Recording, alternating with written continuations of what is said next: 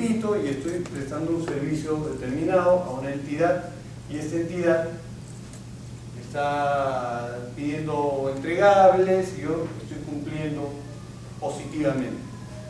Entonces ya he desarrollado el 80% del contrato y en eso me llega una declaración, una resolución del titular de esta entidad que me dice que se declara nulo de oficio el contrato. Y yo digo, bueno, he perdido tanto tiempo y he ejecutado el 80% y ahora me dicen que es nulo. Es otra cosa, la nulidad, ¿no? En ese caso tendremos que evaluar ciertas cuestiones también. Y el enriquecimiento también podrá haberse presentado. Entonces, pero luego cuando ya determinamos si este contrato es nulo, si este contrato no existe, tendríamos que evaluar dónde debería reclamarse un enriquecimiento sin causa. Para esto yo les estuve mostrando el artículo 4 señala que el Estado puede someter a arbitraje nacional las controversias derivadas de sus contratos. El convenio arbitral, de acuerdo a la ley de arbitraje, señala que pueden someterse a arbitraje las controversias que hayan surgido o puedan surgir entre las partes respecto a una determinada relación jurídica contractual o no contractual. Si vamos a lo que es la ley de contrataciones, esta nos dice que toda controversia surgida durante la etapa de ejecución del contrato puede someterse a arbitraje. Y el artículo 52 nos dice controversias que surjan entre las partes sobre la ejecución, interpretación, resolución, inexistencia, ineficacia, nulidad o invalidez del contrato. Siempre el contrato está de por medio. En el ámbito del derecho administrativo, el enriquecimiento sin causa se va a derivar de un supuesto en el que el contrato no existe o este ha sido declarado nulo. Por tanto, el enriquecimiento sin causa estará considerado dentro de las controversias susceptibles de ser conocidas en un arbitraje. Eso se los dejo como interrogante, porque las mismas discusiones que se han generado acá son las que se presentan en el ámbito arbitral. Ahora, ¿qué nos dice la ley de contrataciones, su reglamento, respecto de las materias no arbitrables? Lo primero que nos dice es que no son susceptibles de arbitrarse la decisión de la entidad o de la Contraloría General de la República de aprobar o no la ejecución de prestaciones adicionales. Es decir, ningún adicional puede ser sometido a arbitraje de acuerdo a este artículo. Tampoco pueden ser sometidas a arbitraje las controversias referidas a la ejecución de las prestaciones adicionales de obra y mayores prestaciones de supervisión que requieran aprobación previa de la Contraloría General de la República. Esto no se puede arbitrar. Claro, antes yo, contratista, reclamaba en un arbitraje una controversia derivada ¿cómo se llama? Justamente de una prestación adicional, y los árbitros decían, ajá, este es un adicional. Se declaraban competentes y decían, fundado la demanda, y emitían un laudo y decían, tienes el derecho, páguenle por el adicional. Declararon no arbitrable esto. Declararon no arbitrable. A partir de ese momento, los abogados que tenemos bastante creatividad para estas cosas, dijimos, ahora ¿cómo lo reclamamos? Y le ponemos otros nombres. Enriquecimiento sin causa. Y actualmente se está dando la razón en arbitrajes a contratistas para reclamaciones vía enriquecimiento sin causa. Ahora, si nos vamos al Código Civil, el enriquecimiento sin causa es una fuente de obligaciones distinta al contrato. El contrato es una fuente de obligaciones, como puede ser la responsabilidad extracontractual, otra fuente de obligaciones, como puede ser el propio enriquecimiento sin causa, otra fuente de obligaciones. las controversias que se han sometido a arbitraje en la ley de contrataciones son las derivadas del contrato. No se hace referencia a otras fuentes de obligación. Sí. En algunos casos sí ha habido pretensiones donde se ha solicitado el recibimiento. Sí, claro, eso permanentemente. Y ustedes son víctimas permanentes. Sí. Pero la verdad que no logro encontrar la diferencia entre las dos pautas. Me las explica, porque no logro encontrar la diferencia Entre estas dos. A ver, una prestación adicional es aquella prestación no prevista originalmente en el contrato, pero que resulta indispensable para alcanzar la finalidad del contrato. Esa es una prestación adicional. Yo estoy encargado de la ejecución de este salón de clases. Y acá, por la forma, imaginemos que se requieren 5 columnas. Pero el expediente técnico ha establecido que solamente tienen 3 columnas. Disculpen los ingenieros, sobre todo lo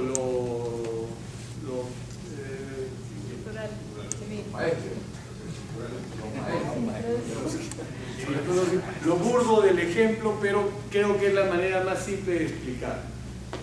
Entonces, 3 columnas.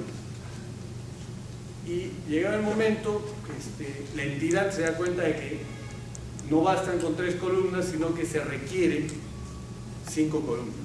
Entonces la entidad viene y me ordena, contratista, ejecuta la obra, esta obra, pero no con 3, sino con 2 columnas. Y te vamos a pagar lo que corresponde.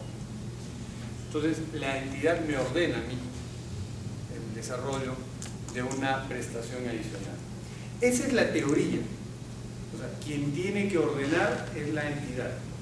En la práctica lo que sucede es de que yo, contratista, le digo, entidad, te solicito autorización de un adicional consistente en estas 2 columnas que no estuvieron previstas. Entonces, la entidad tendrá que tomar una decisión. ¿Ejecuta esas 2 columnas más o no ejecuta? Y a mí me gusta este salón con 3. O me gusta la mesa con 3 patas y no me gusta con 4 patas, ¿no? Entonces, la entidad decide, toma una decisión. Esa decisión no es arbitrable. La de la Contraloría tampoco, la decisión. En la siguiente parte lo que nos señala el artículo es que tampoco pueden ser sometidas a arbitraje las controversias referidas a la ejecución de prestaciones adicionales de obra y mayores prestaciones de supervisión. Estamos en 2 niveles distintos. Uno, en este caso, siempre y cuando no cuente, dice que requiera la aprobación de Contraloría. que requieren la aprobación de la Contraloría. Contrario censo, si no requiere la aprobación de Contraloría, sí podría. En contrario censo, sí. Sí, claro. No, por eso. Solamente para hablar en puridad, la ejecución de las prestaciones adicionales de obra, mayores prestaciones de supervisión, que superen el 15% del contrato, no van a poder ser sometidas a arbitraje. Hasta por ese monto, en cuanto a ejecución, sí. Por encima, no.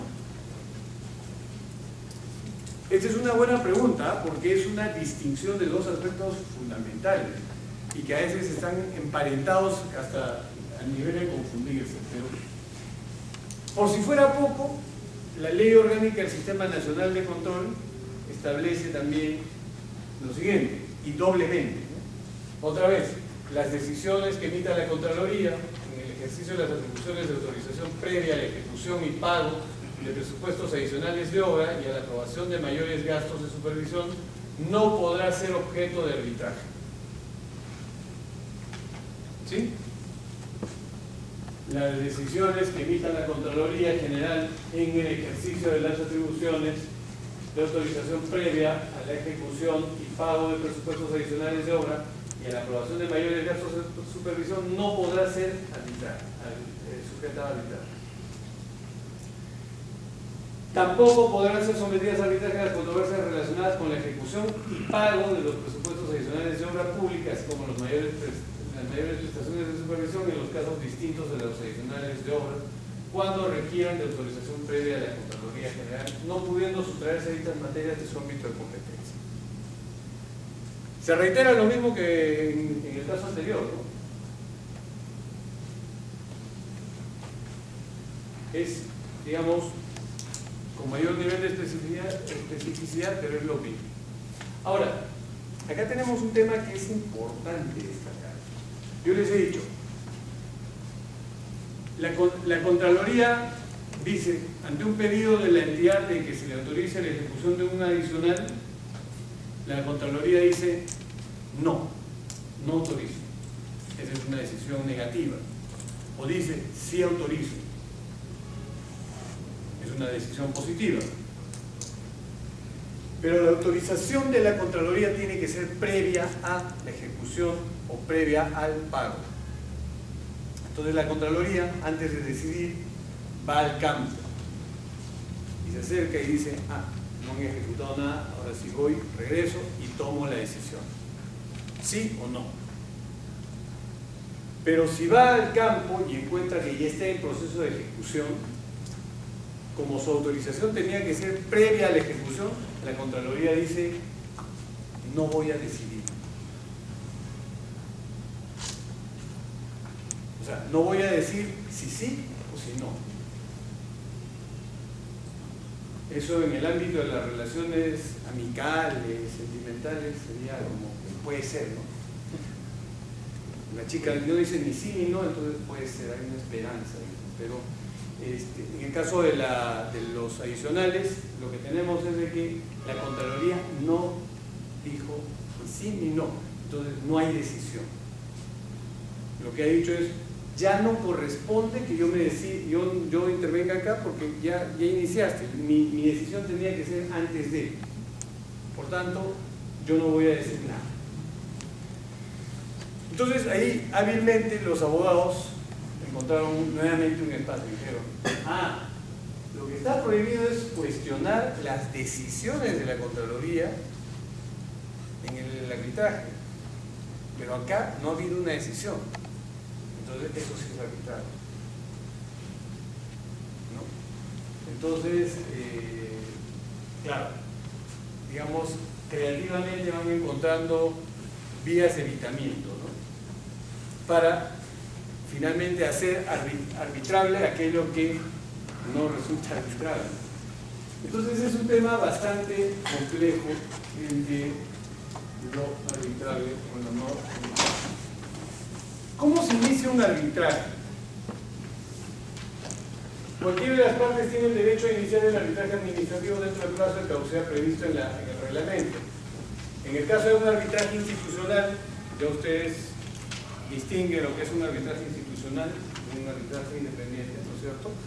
En el caso de un arbitraje institucional, la parte interesada debe recurrir a la institución arbitral en aplicación del respectivo reglamento arbitral. ¿Cómo se inicia entonces? De acuerdo a lo que diga el reglamento arbitral.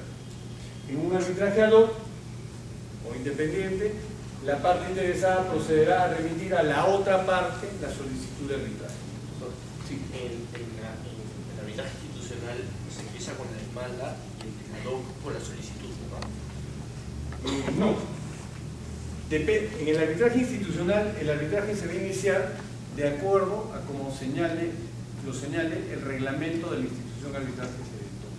En el caso que usted plantea, probablemente es el caso del Sistema Nacional de Arbitraje del OCE, caso en el cual la forma en que dispone que se inicie el arbitraje es con la presentación de la demanda.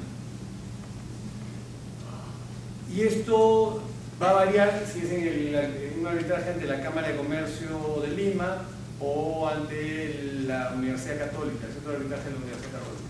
Casos en que lo que se va a tener que presentar ante la institución arbitral es la petición de arbitraje,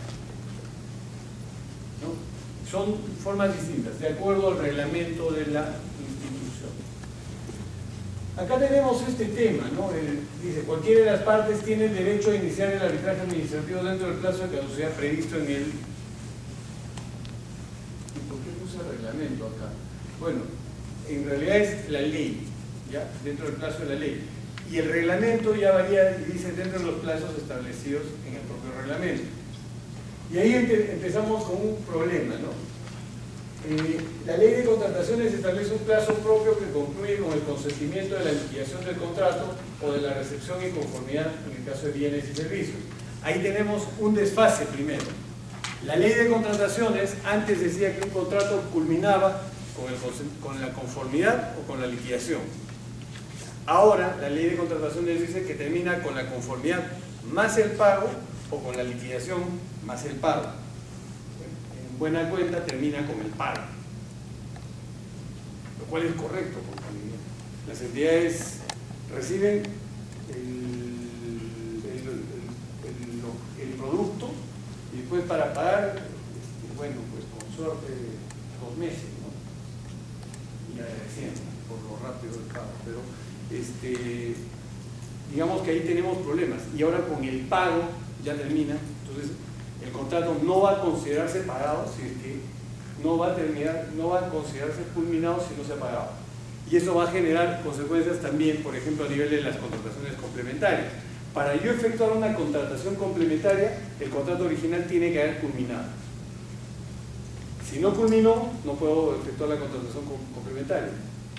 Y culminar significa ahora pago. Entonces, acá el plazo de caducidad establecido en la ley se quedó en la versión anterior de la normativa, porque establece que el plazo de caducidad va desde el momento en el que surja la controversia hasta antes de que culmine el contrato. Perdón, hasta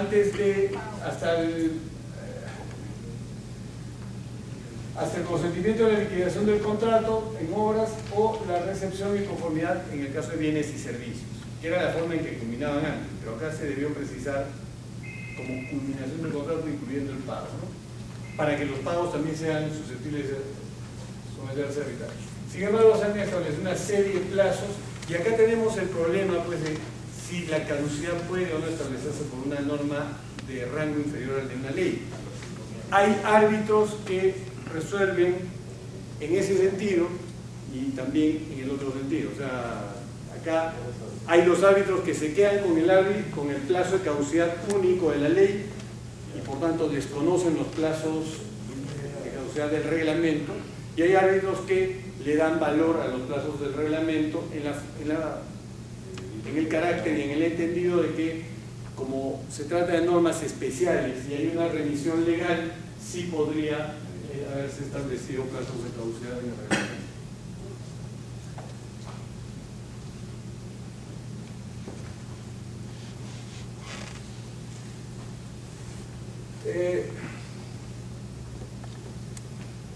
Bueno, estos son más procedimientos, ¿no?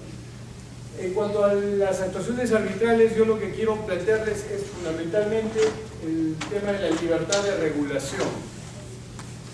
El artículo 34 nos señala que las partes podrán determinar libremente las reglas a las que se sujeta el tribunal arbitral en sus actuaciones. A falta de acuerdo o de un reglamento arbitral aplicable, el tribunal arbitral decidirá las reglas que considere más apropiadas teniendo en cuenta las circunstancias del caso. Esto es muy interesante, ¿eh?